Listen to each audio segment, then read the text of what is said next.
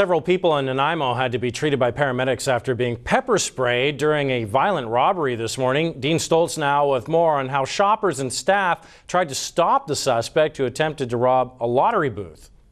You normally have to buy a ticket to win at any lottery booth, but a desperate thief had different ideas after casing out this BC lottery counter at Country Club Mall in Nanaimo. A fellow had come up to the counter and demanded the money.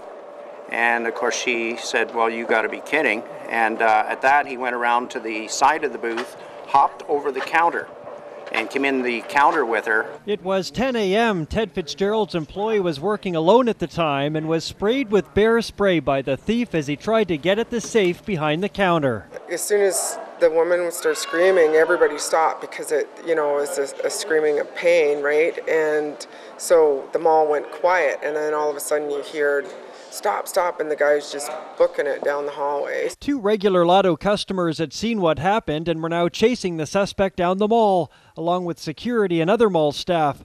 But the brazen robber wasn't finished with his bear spray. One of the guys from the mall almost grabbed him, and when he went to grab him, the guy shot over his shoulder with pepper spray and got him in the face. Stopped him dead in his track. Several people tried to stop the man but were held off by bursts of bear spray.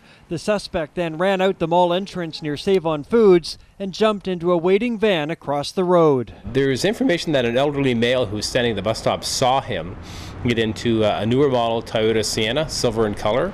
This is the suspect as he was caught on surveillance cameras before the attempted robbery. He's a white male in his late teens or early 20s, standing 6 feet tall, 170 pounds, with short dark hair, dark-rimmed glasses, and what are described as rotten teeth.